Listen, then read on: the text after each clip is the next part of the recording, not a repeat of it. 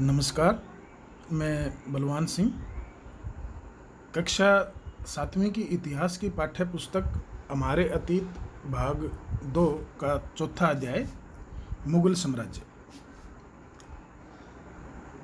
यह पाठ कक्षा 7वीं के विद्यार्थियों के साथ साथ जो प्रतियोगी परीक्षाओं की तैयारी कर रहे हैं, जैसे टीचर एलिजिबिलिटी टेस्ट है, HSSC या SSSC की जो तैयारी कर रहे हैं, उनके लिए भी बहुत ज़रूरी है, बहुत ही महत्वपूर्ण पाठ है। चलिए शुरू करते हैं। मुगल साम्राज्य। मध्यकाल में किसी भी शासक के लिए भारतीय उपमहाद्वीप जैसे बड़े क्षेत्र पर, जहाँ लोगों एवं संस्कृतियों में इतनी अधिक विविधताएं हों, विविधताएं यानी उन अलग अलग जो है भिन्नताएं, जैसे कि संस्कृतियों में हम कहें जहाँ पर जो लोगों के खान पान जो है भिन्न भिन्न है, लोगों का पहनावा भिन्न भिन्न है, लोगों की भाषाएं भिन्न भिन्न है, लोगों का रहन सहन भिन्न भिन्न है, उनके त्यौहार अलग अलग है, लोगों के जो है धर्म अलग अलग हैं। और भारत में जो है संस्कृतियों की विभिन्नता इतनी विशाल है कि पूरे विश्व के अंदर प्रसिद्ध है। तो ऐसे जहाँ पर इतनी ज़्यादा विविधताएं हैं, एक ही जगह पर रहने वाले लोग अलग अलग दिखाई देते हैं कई बार, ऐसे देश में, और जो बहुत बड़ा है, बहुत बड़ा क्षेत्र है जिसका, वहाँ पर शासन कर पाना बहुत ही कठिन कार्य था। मुगलों से जो पहले के शासक थे जिन्होंने दिल्ली पर शासन किया, वे बहुत ज़्यादा लंबे समय तक शासन नहीं कर पाए, छोटी छोटी अवधियों के लिए उन्होंने शासन किया है। जैसे कि राजपूत वंश जो 1165 से जो है 1192 तक ही शासन कर पाए, जिनका अंतिम जो शासक था पृथ्वीराज चौहान, जो मोहम्मद गौरी से दूसरे युद्ध में, जो तराइन का दूसरा युद्ध था, उसमें हारे थे 1192 के अंदर। उसके बाद दिल्ली पर जो शासक काबिज हुए वे थे प्रारंभिक तुर्की शासक, जो 1206 से 1290 के अंदर जो है तक उन्होंने शासन किया, जैसे कुतुबुद्दीन ऐबक है, शमसुद्दीन इल्तुतमिश, रजिया सुल्ताना है, गयासुद्दीन बलबन है। ये जो है 84 साल तक जो है तुर्की शासकों का दिल्ली पर शासन रहा।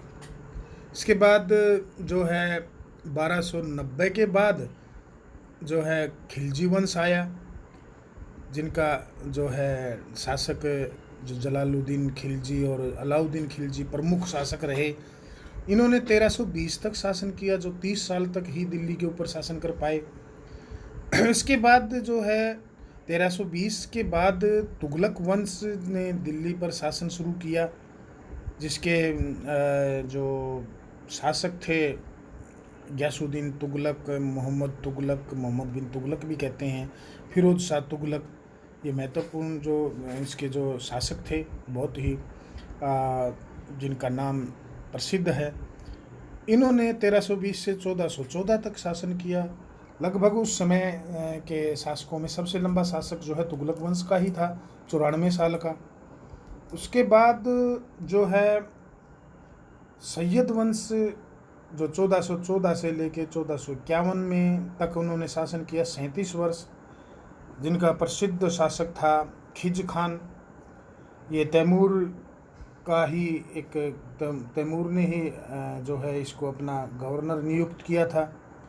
तैमूर की मृत्यु के बाद जो है 1414 से 1421 तक जो है इसने शासन किया। उसके बाद जो है दूसरे जो सैयद वंश के शासक आए, जिन्होंने 1451 तक यानी 37 साल तक जो है दिल्ली पर शासन किया। और 1451 के बाद लोधी वंश जो है वो दिल्ली पर काबिज हुआ, और उन्होंने 1451 से लेकर 1526 तक जो है दिल्ली पर शासन किया। लोधी वंश जो है उसका जो 1526 तक का जो शासन था, वही जो है 1526 में जो इब्राहिम लोधी इनका अंतिम शासक रहा, तो इब्राहिम लोधी को ही जो है हराकर पानीपत के युद्ध में जो है बाबर ने भारत में मुगल साम्राज्य की नींव रखी 1526 में, जो कि 1858 तक जो है मुगल साम्राज्य भारत में अपना साम्राज्य कर पाया। 16वीं सदी के उत्तरार्ध से इन्होंने दिल्ली और आगरा से अपने राज्य का विस्तार शुरू किया और 17वीं शताब्दी में लगभग संपूर्ण महाद्वीप पर अधिकार प्राप्त कर लिया। उन्होंने प्रशासन के ढांचे तथा शासन संबंधी जो विचार लागू किए, जो प्रशासन का उन्होंने ढांचा तैयार किया और शासन करने का जो उनका जो तरीका था, वो उनके राज्य के पतन के बाद भी टिके रहे। यानी 1707 में औरंगजेब की मृत्यु के बाद जो प्रवर्ती मुगल आए वो इतने ताकतवर नहीं थे, लेकिन उससे पहले जो उनके प्रशासन का जो ढांचा था और शासन करने के जो उनके विचार थे, वे लगातार टिके रहे। यह एक ऐसी राजनीतिक धरोहर थी जिसके प्रभाव से उपमहाद्वीप में उनके पश्चात आने वाले शासक अपने को अछूता न रख सके। आज भी भारत के प्रधानमंत्री स्वतंत्रता दिवस पर मुगल शासकों के निवास स्थान दिल्ली के लाल किले की प्राचीर से राष्ट्र को संबोधित करते हैं। यानी लाल किला दिल्ली के शासकों का निवास स्थान बन गया था। ये लाल किले की तस्वीर है और यहाँ से जो है 15 अगस्त यानी स्वतंत्रता दिवस के अवसर पर जो है प्रधानमंत्री जो है अपना जो है तिरंगा फहराता है और देश को संबोधित करता है। अब बात यह है कि मुगल थे कौन। मुगल दो महान शासक वंशों के वंशज थे। माता की ओर से वे चीन और मध्य एशिया के मंगोल शासक चंगेज खान, जिसकी मृत्यु 1227 में हुई, उसके उत्तराधिकारी थे। और पिता की ओर से वे ईरान, इराक एवं वर्तमान जो तुर्की है उसके शासक तैमूर, जिसका पूरा नाम हम कह सकते हैं तैमूर लंग, जिसकी मृत्यु 1404 में हुई, उसके वंशज थे। परंतु मुगल अपने को मुगल या मंगोल कहलवाना पसंद नहीं करते थे। ऐसा इसलिए था क्योंकि चंगेज खान से जुड़ी स्मृतियां सैकड़ों व्यक्तियों के नरसंहार से संबंधित थी। यही स्मृतियां यानी यादें मुगलों के प्रतियोगी उज़्बेकों से भी संबंधित थी। दूसरी तरफ मुगल तैमूर के वंशज होने पर गर्व अनुभव करते थे। वैसे तैमूर लंग ने भी कोई कम नरसंहार नहीं किया था। तैमूर लंग ने भी जब दिल्ली पर आक्रमण किया था तो जो है रास्ते में आने वाले जितने भी गांव थे हिंदुओं के, उनमें हिंदुओं की जो है तलवारों से गर्दन उड़ा दी थी और उनके गुंबद तक बना दिए थे। और जो है इसको जो है तैमूर लंग ये मानते थे कि ये जो है इसी के लायक थे। तो तैमूर लंग भी जो है नरसंहार का जिम्मेवार है। ऐसा नहीं कि तैमूर लंग ने जो है नरसंहार नहीं किया। 1 लाख हिंदुओं को जो है तैमूर लंग ने आदेश देकर जो है मरवा दिया था, कत्लेआम करवाया था। हाँ, मुगल तैमूर लंग के वंशज होने का गर्व इसलिए अनुभव करते थे क्योंकि इस जो महान पूर्वज ने, जो मुगलों का ये महान पूर्वज था, इसने 1398 में दिल्ली पर कब्जा कर लिया था और उसी समय इसने भी बहुत नरसंहार किया था। यहाँ पर एक चित्र दिखाया हुआ है। इस चित्र के अंदर जो है तैमूर लंग के बारे में बताया गया है। ये बीच में जो चित्र में दिखाया गया है, सबसे बीच में सेंटर में जो है ये है तैमूर लंग, बिल्कुल जो सेंटर में है। ये तैमूर है। अब तैमूर इसने 1398 में दिल्ली पर जो है कब्जा कर लिया था।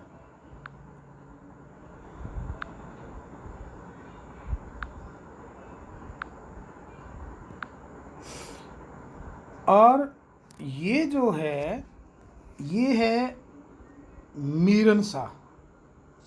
कौन है? मीरन शाह। ये तैमूर का बेटा है। और बाबर का जो है, हम बाबर से इसको लेते हैं, तो बाबर का ये लक्कड़ दादा है।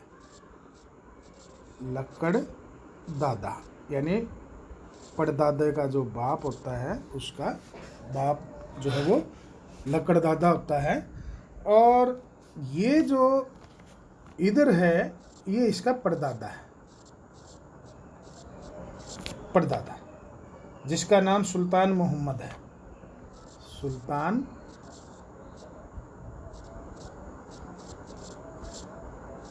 मोहम्मद मिर्ज़ा। ये है बाबर का परदादा। आप इसको बाबर से लेके चलिए। और ये है बाबर का पिता। ये परदादा है तो ये है बाबर का दादा। बाबर का दादा यानी अब्बू सैद। अब्बू जो है ये अब्बू सैद है। ये बाबर का दादा है, बाबर का दादा।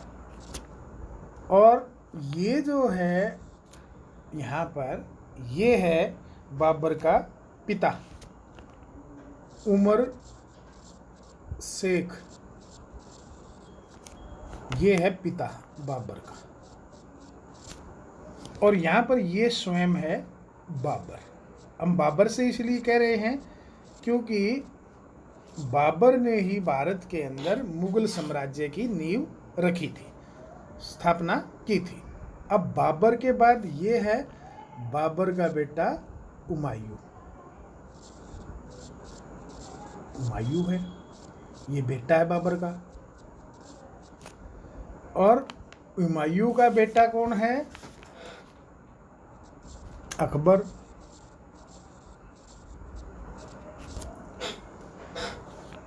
तो ये बेटा है, ये इसका पोता हो गया। और अकबर का बेटा कौन हो गया फिर? जहांगीर।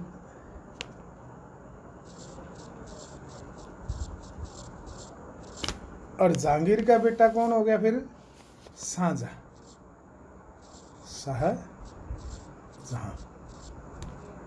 शाहजहां। और शाहजहां का बेटा फिर हो गया औरंगजेब।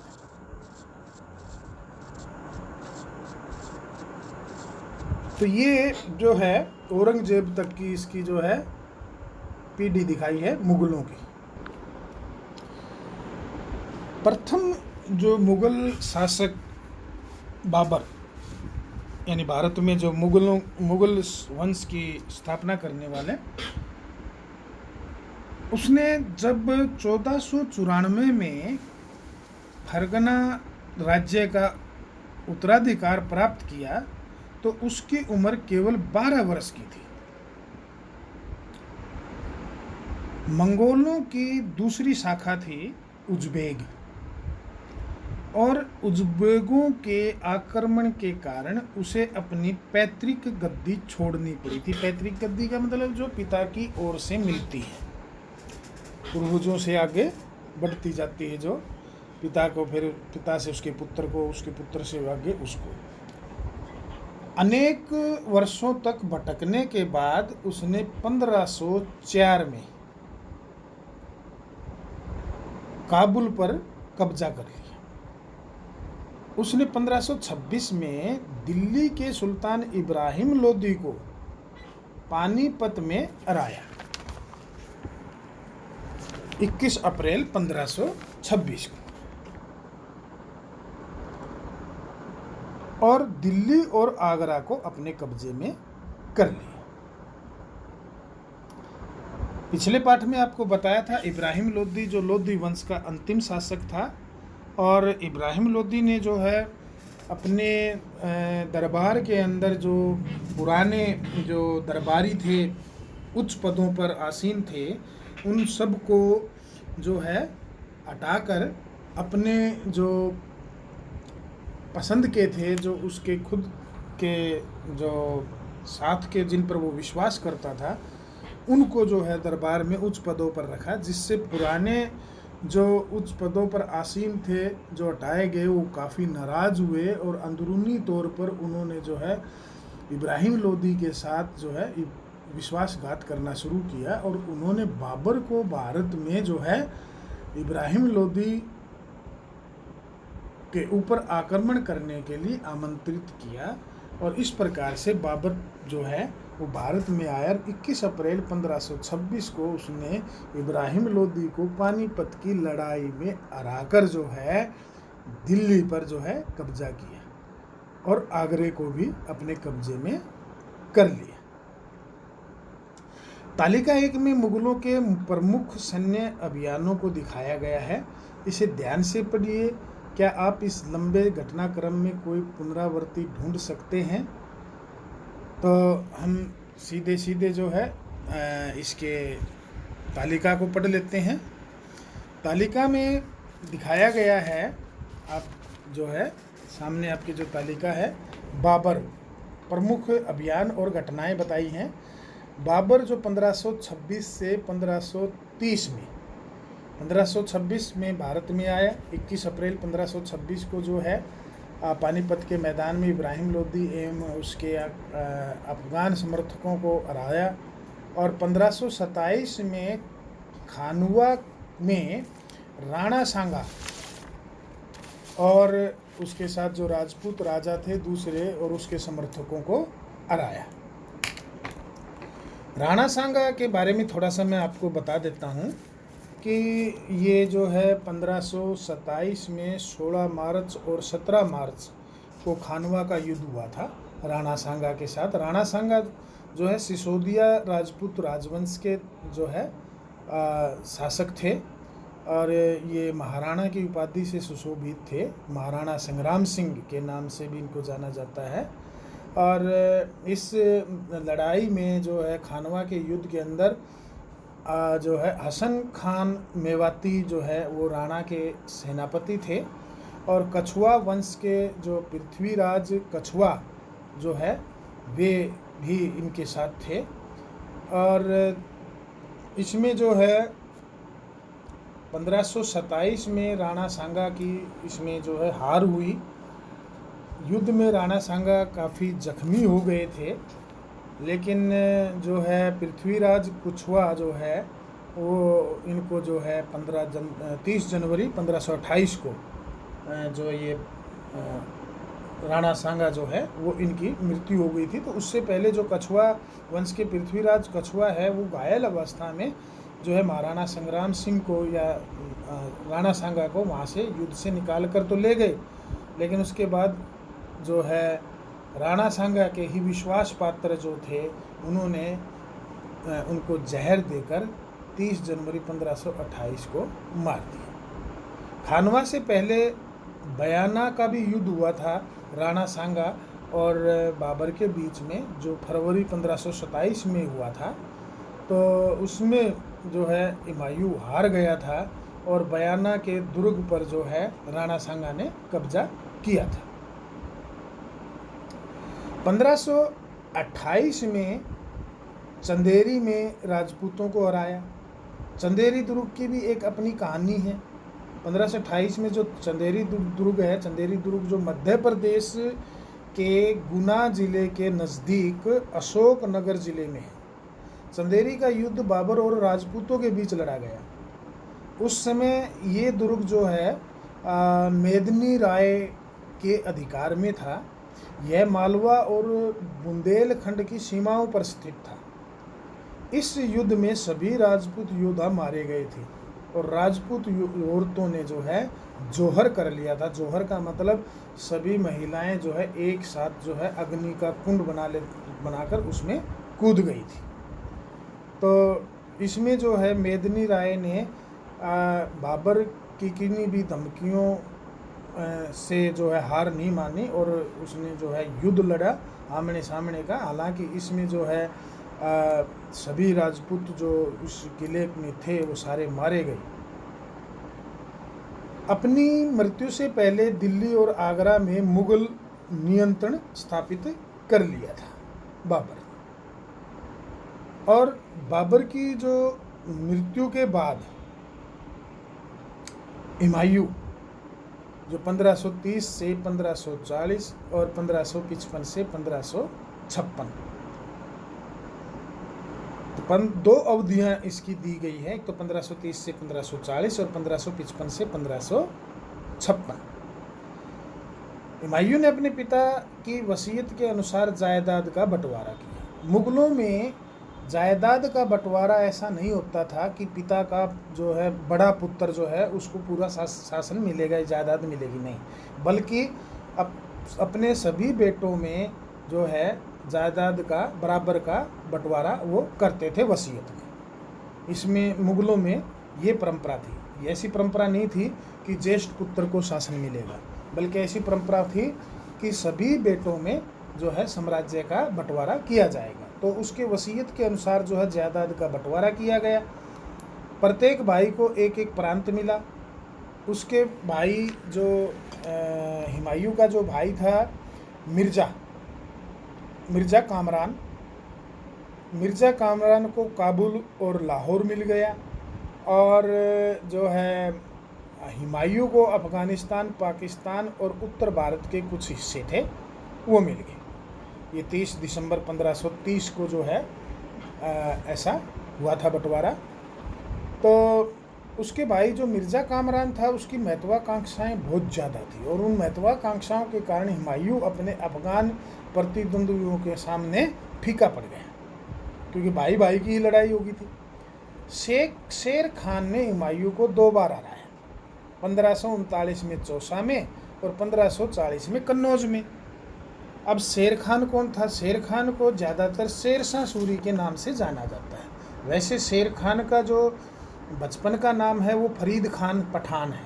ये पश्तून था, पश्तूनी। पंजाब के होशियारपुर डिस्ट्रिक्ट में जो है बजवाड़ा नामक स्थान पर इनका जन्म हुआ था। और ये जो है अपनी पढ़ाई पूरी करने के बाद जौनपुर में बिहार के राज्यपाल बने, जो बहार खान के बाद। और इन्होंने जो है बाबर के दरबार में भी जो है सिपाही के रूप में वहाँ पर सेवा दी है।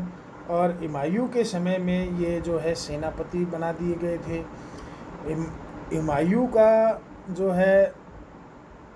है किसी अपने दौरे पर सैन्य अभियान में बहुत दूर गया हुआ था। तो उस समय जो है 1537 में जो है शेर खान ने बंगाल पर कब्जा कर लिया। तो 1539 में हुमायूं ने जो है इसको चौसा की जगह पर, चौसा एक स्थान है वहाँ पर ललकारा, जिसमें हुमायूं को जो है शेर खान ने हरा दिया। और 1540 में फिर दोबारा कन्नौज जो जगह है उत्तर प्रदेश में, वहाँ पर इनकी आपस में भिड़ंत हुई, जिसमें हुमायूं को बुरी तरह से हरा दिया। और इतनी बुरी तरह से हरा दिया शेर खान यानी शेरशाह सूरी ने कि उसे इराक भागना पड़ा। यानी जो है हुमायूं को भारत छोड़कर मजबूरन इराक में भागना पड़ा, यानी भारत छोड़ दिया। ये जो है 1540 की बात है। और सिकंदर ने जो है शेरशाह सूरी ने 1540 से 1545 तक जो है दिल्ली पर शासन किया। और जो है सूरी वंश की स्थापना की, जो कि 1555 तक रहा। लेकिन शेरशाह सूरी जो है वो 1545 तक रहा। 1545 में शेरशाह सूरी की मृत्यु हो गई थी।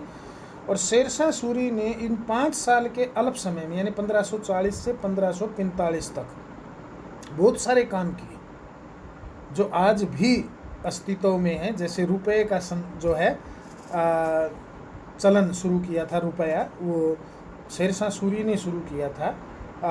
GT road, great trunk road जो है, वो जो है बांग्लादेश से होता हुआ दिल्ली से निकलकर पंजाब को जोड़ते हुए काबुल तक जाता है।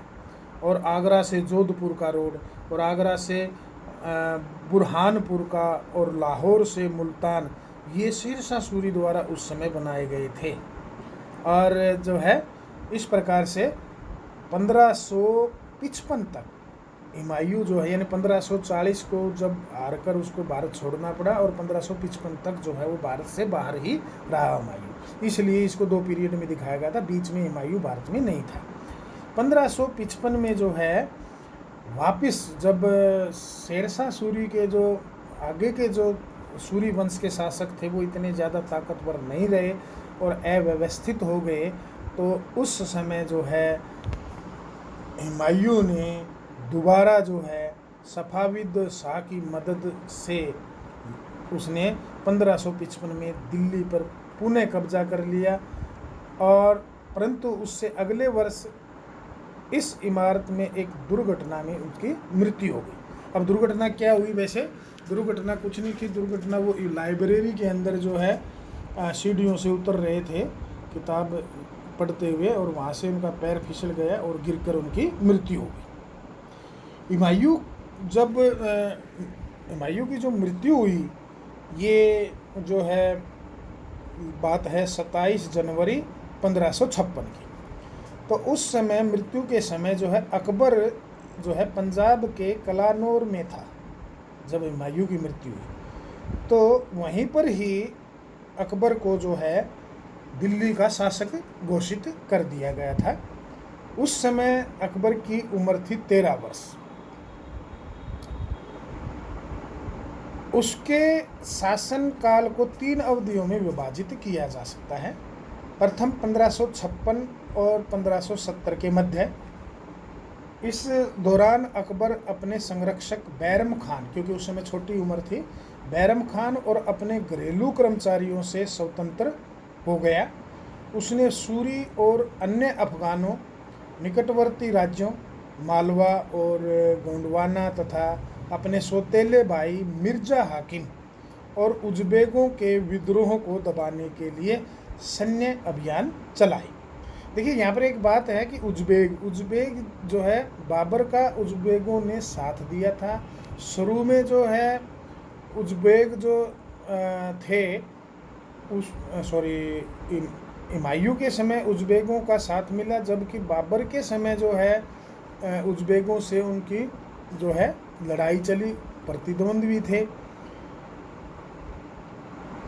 1568 में सिसोदिया जो राजपूत वंश है की राजधानी चित्तौड़, और 1569 में रणथंभौर पर कब्जा कर लिया।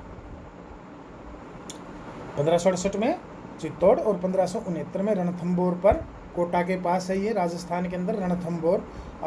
रणथंभौर अब जो है एक अभयारण्य भी है, जंगल है, जहाँ पर जो है टाइगर, भारतीय जो टाइगर है वो पाए जाते हैं। 1570 और 1585 के मध्य गुजरात के विरुद्ध सैनिक अभियान हुए। इन 15 सालों में के पश्चात उसने पूर्व में बिहार, बंगाल और उड़ीसा में अभियान चलाए, जिन्हें 1579 से 1580 में मिर्जा हाकिम के पक्ष में हुए विद्रोह ने और जटिल कर दिया। मिर्जा हाकिम कौन है? मिर्जा हाकिम अकबर का सौतेला भाई।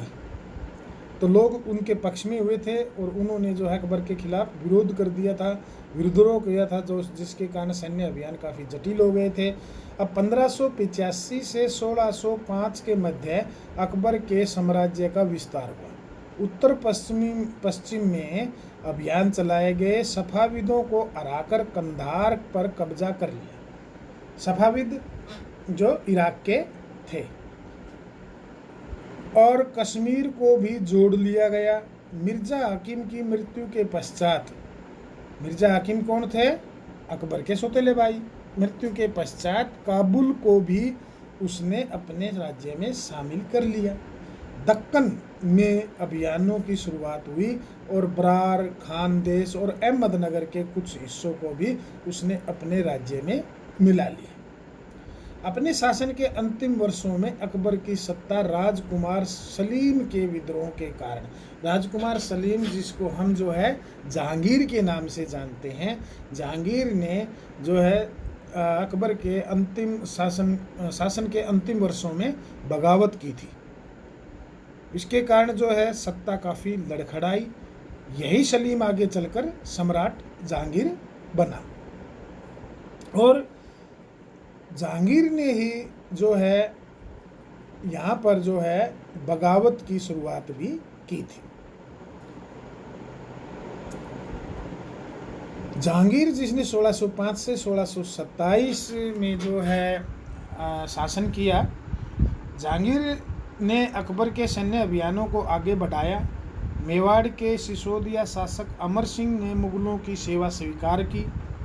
इसके बाद सिखों, अहोमों और अहमदनगर के खिलाफ अभियान चलाए और पूर्णतः सफल नहीं हुए।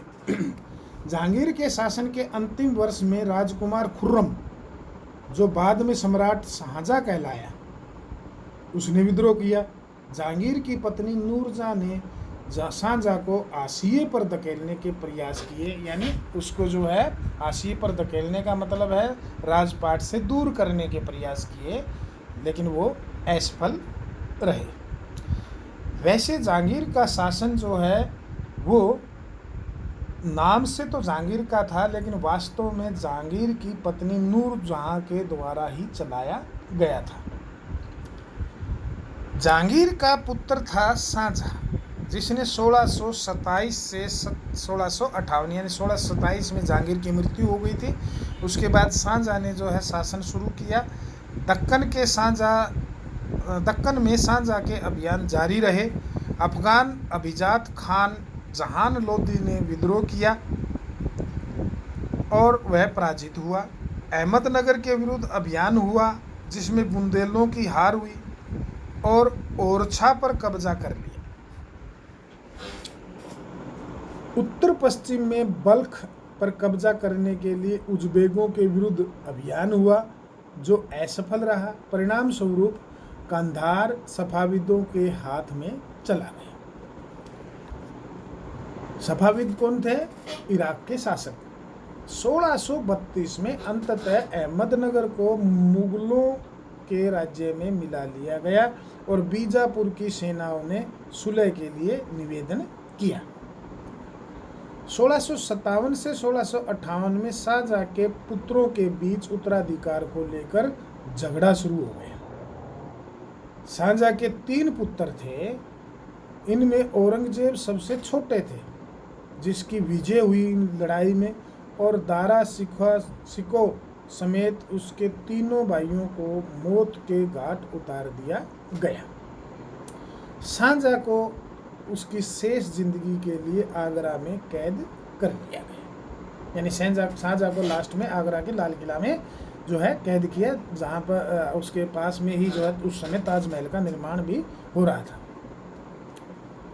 तो इस प्रकार से अंतिम सांस जो है शाहजहां ने लाल किले के अंदर जो है औरंगजेब की कैद में ही बिताई। तो औरंगजेब जो है अपने तीनों भाइयों को मारकर जो है अब दिल्ली का शासक बना। औरंगजेब यानी 1658 में जब शाहजहां की मृत्यु हुई, तो उस समय जो है शाहजहां की 1658 में शाहजहां की मृत्यु नहीं, शाहजहां को उसने कैद कर लिया था और खुद शासक बन गया था। तो औरंगजेब 1658 में शासक बना। 1663 में उत्तर पूर्व में अहोमों की पराजय हुई, परंतु उन्होंने 1680 में पुनः विद्रोह कर दिया।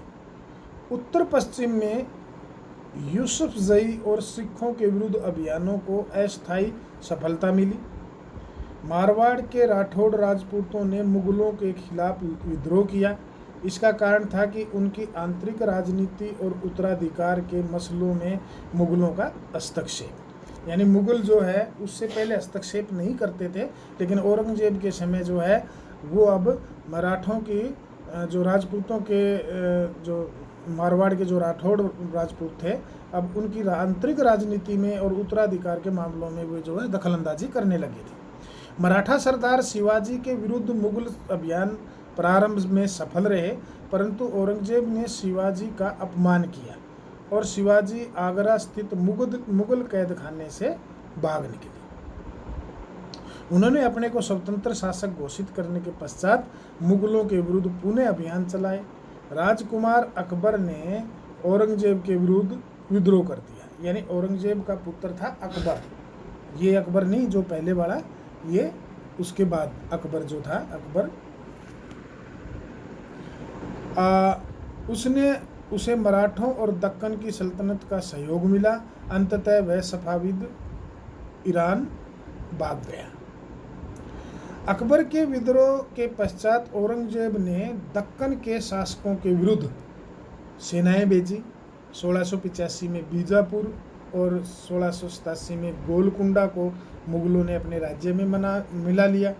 1658 में औरंगजेब ने दक्कन में मराठों जो छापामार पद्धति का उपयोग कर रहे थे के विरुद्ध अभियान का प्रबंध स्वयं किया।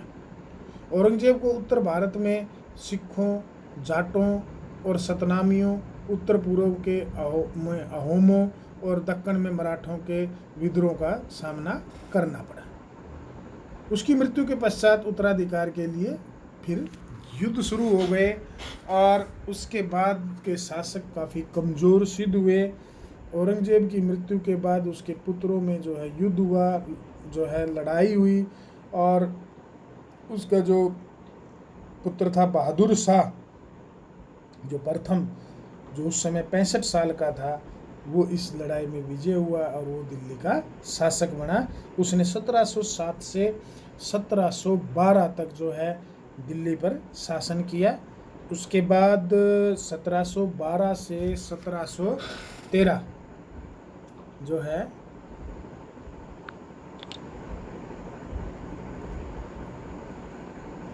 ये 1707 में औरंगजेब की मृत्यु हुई और 1707 के बाद जो है औरंगजेब के बाद बहादुर शाह जो है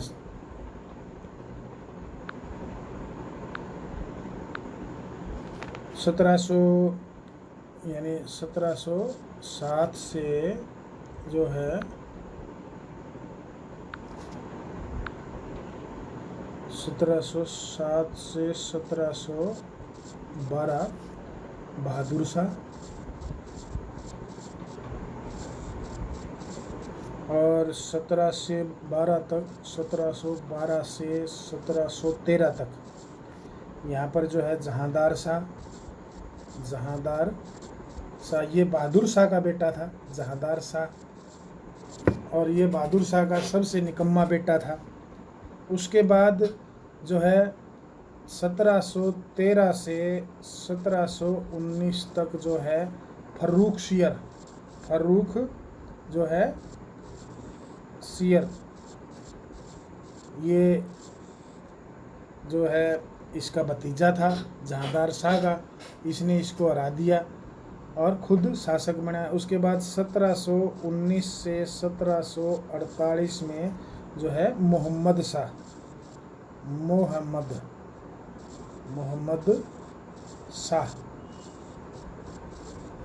शासक बना, और 1748 से 1754 में जो है अहमद शाह अहमद शाह जो है शासक बना। और उसके बाद जो है 1754 से 1759 इसमें जो है आलमगीर द्वितीय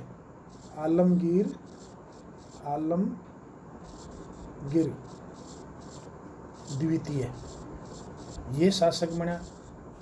और उसके बाद जो है 1759 से लेकर 1806 तक 1759 से 1806 तक जो है शाह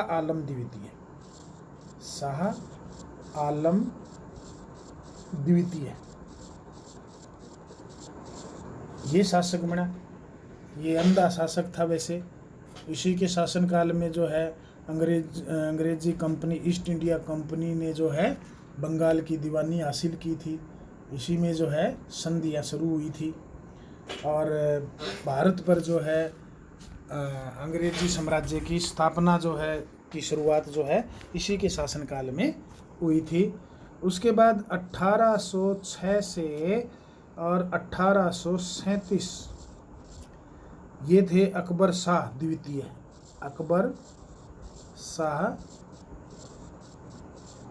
द्वितीय। इन्होंने 1837 तक शासन किया।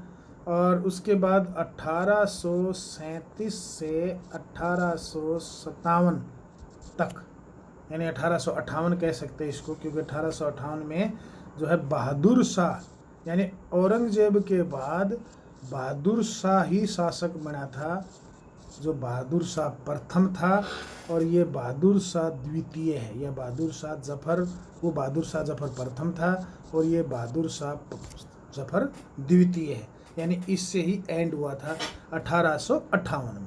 1858 में जो 1857 का जो विद्रोह था भारत के द्वारा अंग्रेजी कंपनी के खिलाफ, उसमें जो है इस विद्रोह का नेता बहादुर शाह जफर द्वितीय था। 1858 में अंग्रेज़ों ने जो है बहादुर शाह जफर को गिरफ्तार कर लिया था और इनके दोनों बेटों को इसके सामने ही कत्ल कर दिया था। और उसके बाद इन्हें रंगून की जेल भेज दिया गया था म्यांमार में, जो वहाँ पर इनकी 1862 में मृत्यु हो गई। और इस प्रकार से मुग़ल साम्राज्य का यहाँ पर जो है अंत हो गया।